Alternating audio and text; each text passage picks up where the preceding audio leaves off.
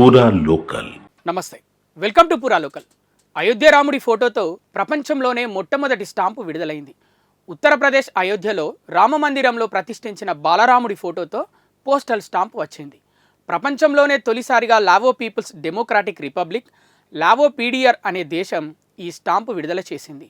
Laos రాజధాని వియంటియాన్లో జరిగిన ఒక కార్యక్రమంలో భారత విదేశాంగ శాఖ మంత్రి జైశంకర్, లావో పీడియార్ ఉప ప్రధానమంత్రి విదేశాంగ మంత్రి సలెమ్ కొమసిత్ సంయుక్తంగా రామ్లల్లా ప్రత్యేక తపాలా స్టాంపును ఆవిష్కరించారు.